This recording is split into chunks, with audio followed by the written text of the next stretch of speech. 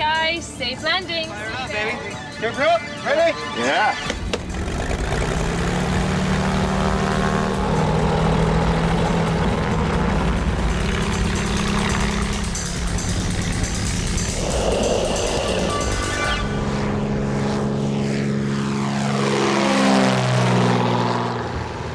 Nervous, man? You look nervous.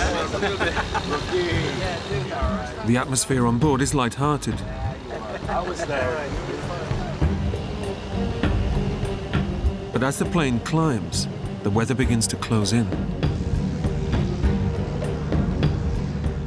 Within 5 to 10 minutes after we took off, we actually entered the clouds. And from that point on, for probably 20 minutes, we were in complete whiteout, meaning all around the airplane was white. We couldn't see the land, we couldn't see the ocean, we couldn't see anything. Pretty thick, huh? Breaking. A little bit unnerving, you know. Will and the guys hold tight, obeying the golden rule of skydiving. Skydivers aren't supposed to fall through clouds. It's just a matter of safety because people can get disoriented. Sorry, guys, I thought we might try to break.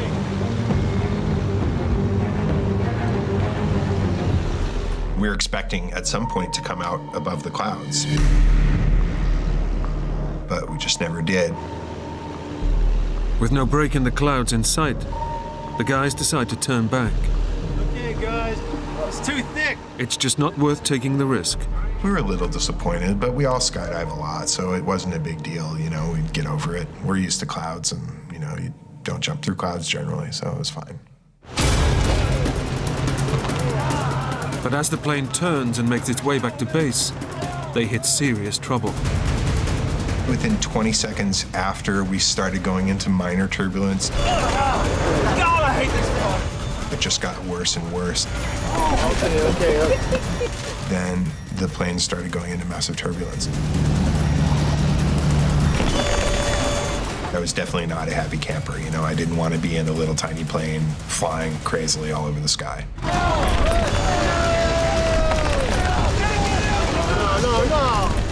Seconds later, the plane begins to lose control. The plane was just going haywire. It even started to tilt. I was on the ceiling, I was on the floor, I was on the ceiling, I was on the floor. I was frightened.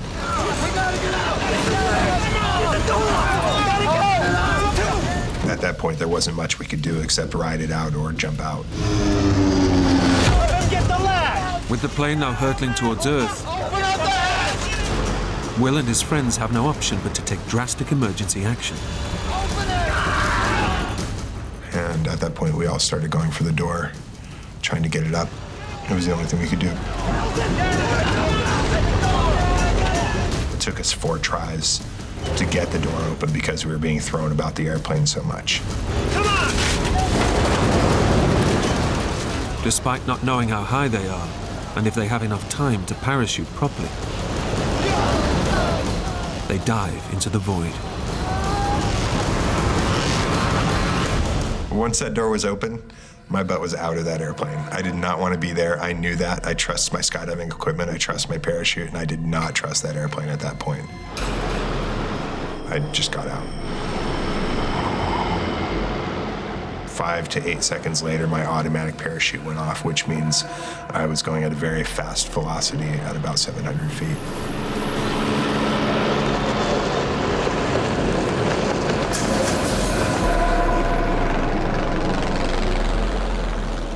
We were very low in very low cloud cover, and it was a shock to me. At that point, I looked around for my friends. I saw Jimmy under his canopy as well, going the other way quite a distance off, and Manny was under his canopy next to me, flying parallel to me. Will is desperate to know that his old friend, Manny, is okay. I kept calling out to him to try and get his attention so that we were coordinated on landing.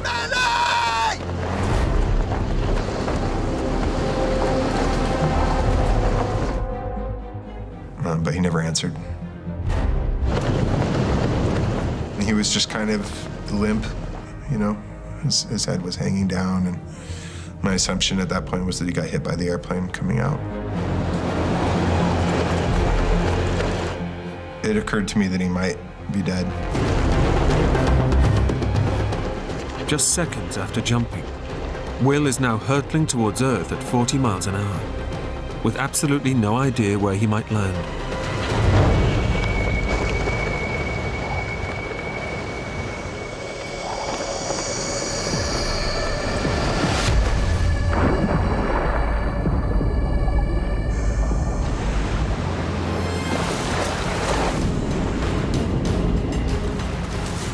The plane crashed in the water behind me, and I looked back and saw the tail of the plane sticking out of the water. I was in somewhat shock at that point. Will has hit the ocean, still attached to his parachute rig, and he must act fast to avoid drowning. If you land in water, you want to get your chest strap off so that you can take your gear off immediately and swim under the parachute. At that point, it was really about focus and trying to do the right thing, so if there's a chance of survival, that you survive.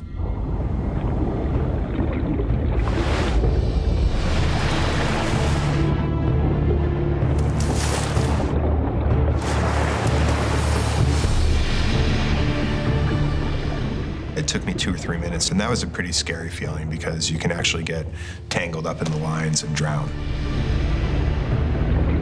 I noticed that the airplane seemed to be descending. Then suddenly, the air sucks the plane downwards.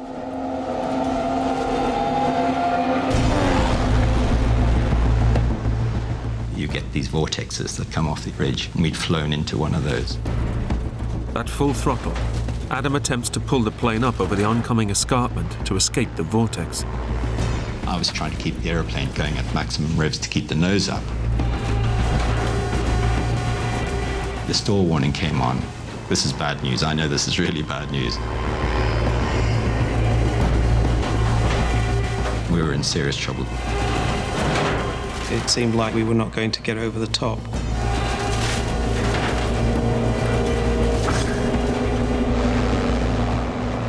Just seconds before impact,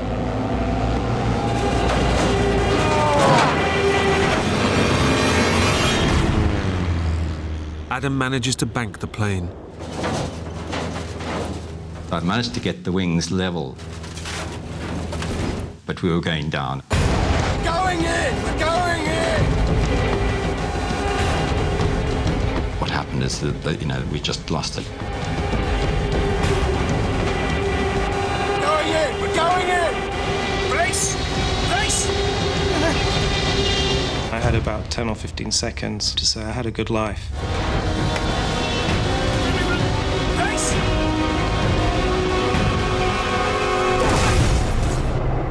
And then we hit.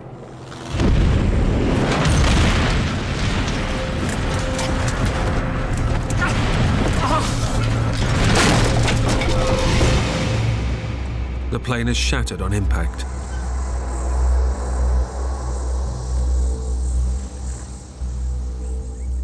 All 4 men are trapped inside the fuselage.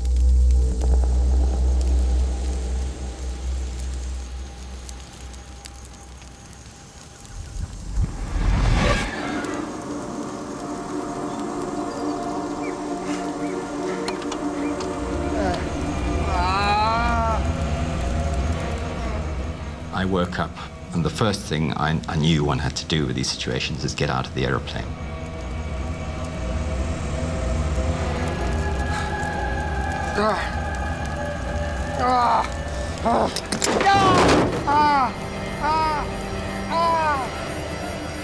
Get out! Get out! I wasn't really aware of where I was. I must have been somehow aware that the right way out was on my right.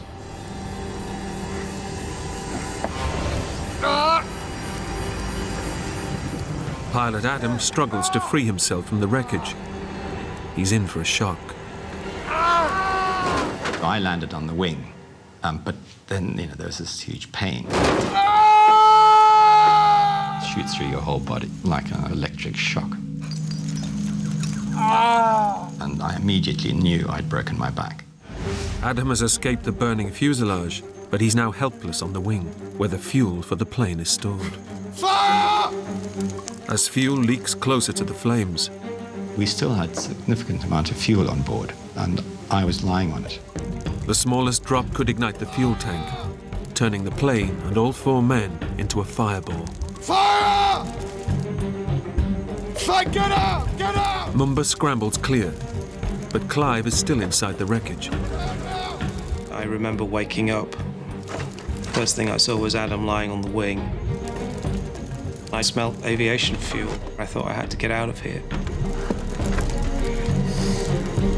Get out! Get out now! It was hot and it was horrible, and there was just carnage everywhere. There was a very steep slope, and I just rolled down the hill.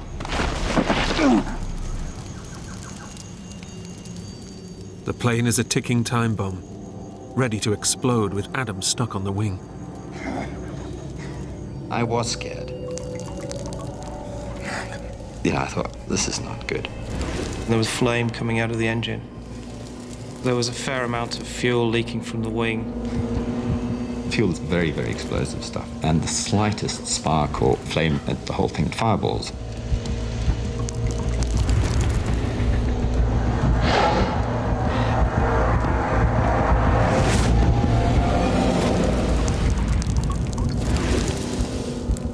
The slightest contact and the whole thing will blow. And there was nothing I could do about it.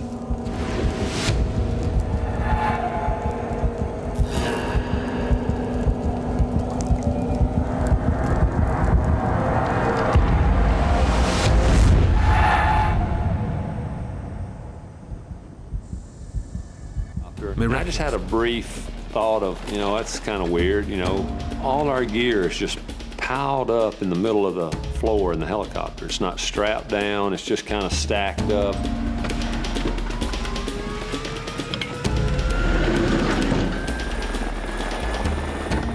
As it struggles to take off, he begins to doubt they've made the right decision. And I looked back at Clay and I said, do you think we're overloaded?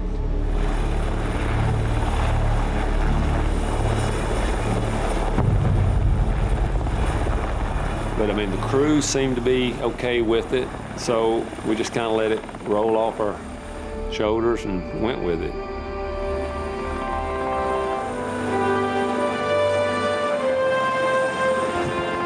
The pilot gets airborne, and finally the ordeal is over. The 3 friends are on their way home. I thought, great, we're finally going home. Finally, we're heading out of here. Of the Turkish people that were with us on the hunt, they was talking about, pointing and all this stuff and laughing. They'd never been on a helicopter before, so they were laughing about getting a ride. I remember looking out the window, just, being one of those surreal moments where it almost didn't seem like what had happened had happened.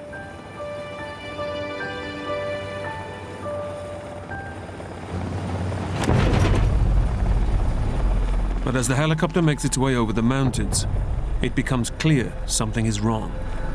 I could feel the helicopter sort of tip ahead a little bit. I thought, well, maybe it's out of balance or something. Move back. Each move back 1 seat. Get back. Move back.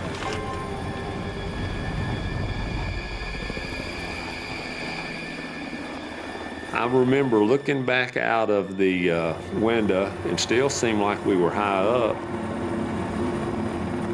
And that's the last thing I remember.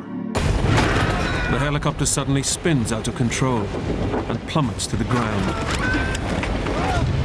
I didn't even have time to put my hands up, and then my face flew right into the top of the roof of the helicopter. It's just a horrifying moment. The fuel tank was on top of me.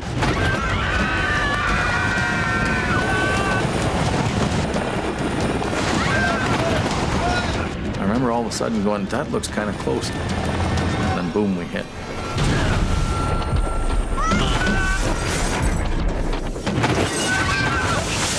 We went sideways and we flipped 8-9 times.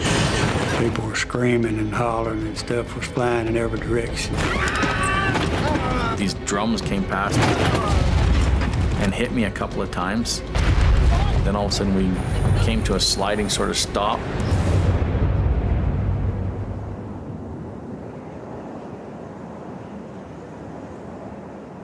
First thing I thought of was, you know, you don't live through these kind of things.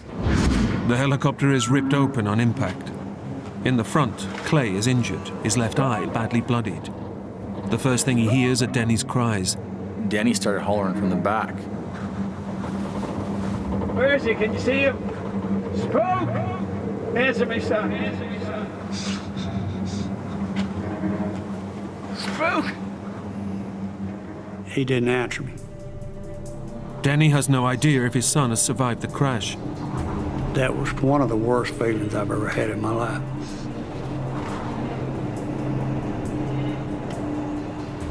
And I don't know whether it was 1 minute or 5 minutes or whatever it was. It seemed like an eternity.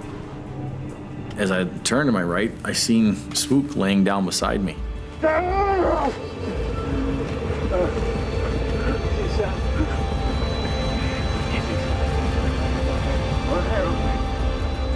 I said, it's okay, he's right here, he's right here. I said, I got him.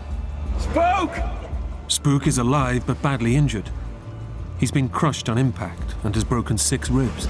Easy, son. I had blood coming out of my mouth. I could actually feel 1 or 2 of my ribs moving when I would breathe. Felt like knives sticking in me. I've never been in that much pain in that many different places. Danny and Clay pull him out of the wreckage. It was like something that would happen to you in a dream, and all of a sudden you just go deaf. Miraculously, the fire burns out. The most immediate danger is over.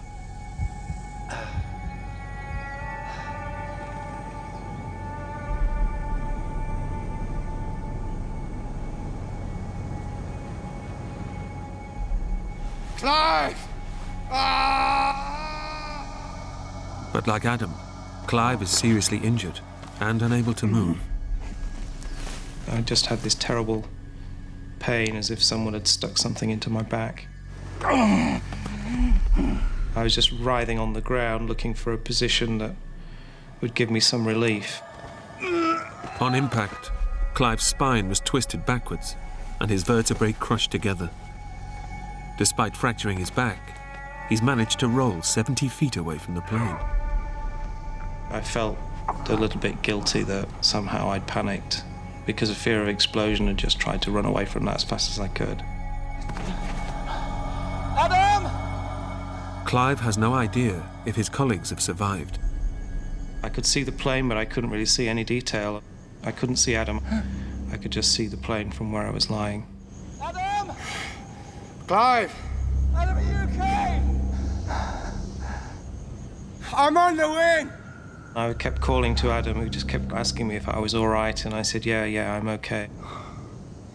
So I knew that Clive was alive, but in serious pain.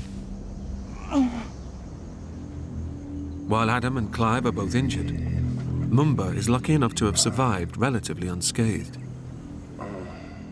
But Graham is still missing. I couldn't see or hear anything from Graham at all. Graham! And I thought he was dead. Can you hear me? I mean, I really did think he was dead. I check on Graham.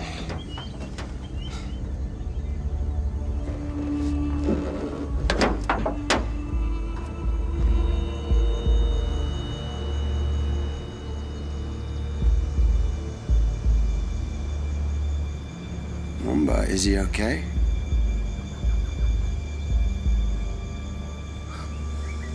Mumba, is he okay?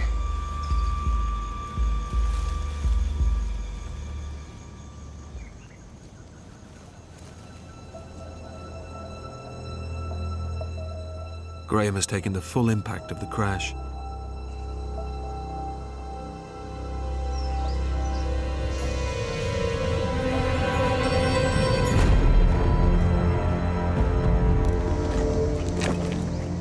Is he okay?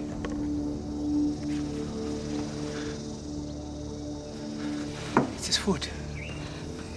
His foot is hanging off. But he's alive? Yes, he's breathing. So that was a huge relief. Graham is the most severely injured of them all.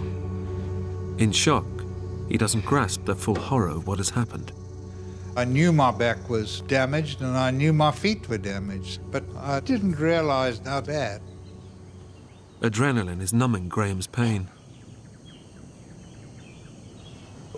When I looked down, my one foot was badly damaged with my leg bone sticking out. I could see out of one eye a little bit and everything was blooding up very fast. To add to his misery, Graham can barely hear the other men. His hearing aid has been lost in the crash.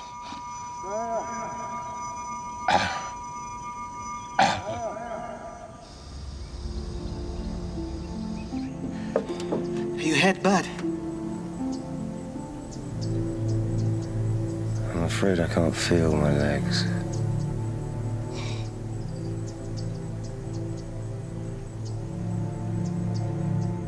I couldn't move my legs. And then I realized that I was paralyzed.